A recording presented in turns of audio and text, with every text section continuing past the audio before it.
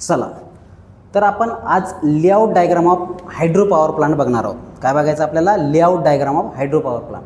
So this is a layout diagram of hydro power plant. Okay, तर याच्यामध्ये काय आहे? रिझर्वायर आहे, ट्रॅश रॅक आहे, डॅम आहे, स्पिलवे आहे, सर्च टँक आहे, पेन स्टॉक आहे, गेट आहे, अँकर सपोर्ट आहे, कंट्रोल वॉल्व आहे, टर्बाईन ब्लेड आहे, टर्बाईन आहे, त्याच्यानंतर हे पॉवर हाऊस आहे, हे अल्टरनेटर आहे, हे मेकॅनिकल कपलिंग आहे, हे टेल रेस आहे, हे स्टेप अप ट्रान्सफॉर्मर इलेक्ट्रिसिटी तयार करते.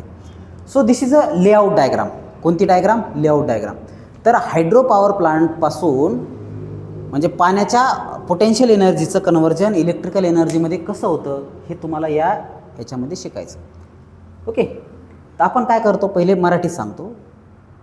नदीला आडवा बांध घालतो आपण, त्याला आपण काय म्हणतो? डॅम म्हणतो. Okay, construct a dam across a river. रिव्हरच्या अक्रॉस काय करायचं? एक डॅम बनवायचा, धरण बनवायचं आहे, ज्याला काय म्हणतात? रिझर्वायर म्हणतात. त्याला काय म्हणतात? रिझर्वायर. रिझर्वायर म्हणजेच जलाशय. तर अशा पद्धतीचं रिझर्वायर बनवायचं आहे आणि पाणी असं उंचावर साठवून ठेवायचं आहे. त्याच्यानंतर हे काय? ट्रॅश रॅक आहे. हे काय? Trash rack. पाणी फिल्टर करून त्याच्यात सोडायचं, कारण दगड जर याच्यामध्ये पेनस्टॉकमध्ये वगैरे दगड आले, मासे आले मोठाले, तर हे ब्लॉक होऊ शकतं, हे डॅमेज होऊ शकतं. ओके, कारण उंचावून पाणी पडणार आहे ते वॉलला डॅमेज करू शकतं, म्हणून हे पाणी फिल्टर करून त्याच्यात सोडायचं. तर हे डॅम म्हणजे काय? सिव्हिल कन्स्ट्रक्शनचा पार्ट. हे ट्रॅश रॅक म्हणजे काय? फिल्टर करण्यासाठीची जाळी. स्पिलवे म्हणजे काय? पाणी ओव्हरफ्लो होऊ नये म्हणून त्याला एक अजून एक वे असतो, त्याला मराठीमध्ये सांडा हा शब्द आहे. पण ओके, एखाद्या साधं तलाव जरी असला तरी त्याला सांडवा काढलेला असतो, पाणीचा दुसरा वे, सेकंड वे आपण ज्याला म्हणतो. तर आता हे पाणी प्रेशराईज होऊन, ओके, हे उंचावून पडलं म्हणजे प्रेशराईज असेल, तर हे पेनस्टॉकमध्ये जाईल. हा पेनस्टॉक काय असतो? हा कॅरियर पाईप असतो, पाणी वाहून नेणारा पाईप. तो कशाचा असतो? सिमेंटचा किंवा लोखंडाचा. लोखंडाचं प्रमाण कमी वापरतो आपण, सिमेंटचाच असू शकतो, सिमेंटचाच असतो. ओके, काही ठिकाणी कमी जर असेल तर लोखंडाचा गंजतो पाण्याच्या मदतीने, म्हणून सिमेंटचा वापरतात.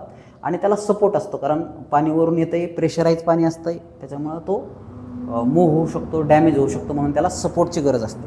मग हा प्रेशराईज वॉटर हे कंट्रोल वॉल्वमध्ये येतं. आता कंट्रोल वॉल्व काय करते? त्याचं प्रेशर वाढवते. कंट्रोल वॉल्व काय करते? याचं प्रेशर वाढवते, आणि प्रेशर वाढल्याच्या नंतर तुंबलेलं पाणी सर्च टँकमध्ये जातं. म्हणजे एक्सेसिव्ह वॉटर जे काय तुंबतं आहे ते कुठं जातं आहे? सर्च टँकमध्ये जातं. तर आता हे प्रेशराईज वॉटर टर्बाईनच्या ब्लेडवर आदळते, टर्बाईन फिरते. टर्बाईन फिरल्याच्या नंतर ते एका शाफ्टला कनेक्टेड असते अल्टरनेटरसोबत. मग अल्टरनेटर पण फिरते, मेकॅनिकली कपल्ड असते. मग अल्टरनेटर फिरलं तर इलेक्ट्रिसिटी तयार होते, आणि ती इलेक्ट्रिसिटी आपण डिस्पॅच करतो. आणि ते पाणी जे आहे टर्बाईनच्या ब्लेडवर आदळलेलं ते टेल रेस थ्रू नदीमध्ये मिसळते. ओके, तर अशा पद्धतीने हे आहे. कंट्रोल वॉल्वचं काम काय आहे? प्रेशर मेंटेन करणं. टर्बाईनचं काम काय? फिरणं. टर्बाईन ब्लेडवर पाणी आदळल्याच्या नंतर टर्बाईन फिरतं. मेकॅनिकल कपलिंगचं काम काय? टर्बाईन फिरलं तर अल्टरनेटर पण फिरणार.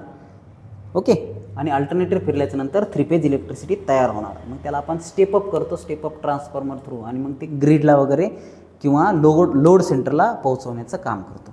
तर हे जे दोन्ही तिन्ही कंबाईन आहेत त्याला आपण काय म्हणतो? पॉवर हाऊस म्हणतो. त्याला काय म्हणतो? Power house.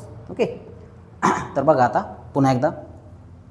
When a civil construction across a river is constructed, storage of huge amount of water with high potential, and that potential energy of water is converted into electricity in hydropower plant.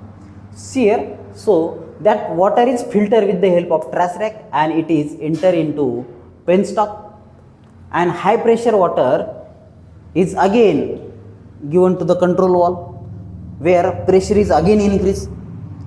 Okay, so that high pressure water is strike on turbine blade and it rotate.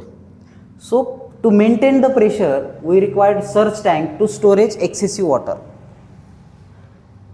Then here that turbine blade rotate a turbine, and it is electrically coupled with alternator which produce electricity, and it is given to the load center.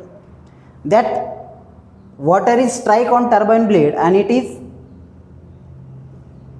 taken out with the help of pipe, okay, and given to the tail race and again given to the river. Okay, so this is a layout diagram of hydropower plant. समजलं? चल ठीक आहे.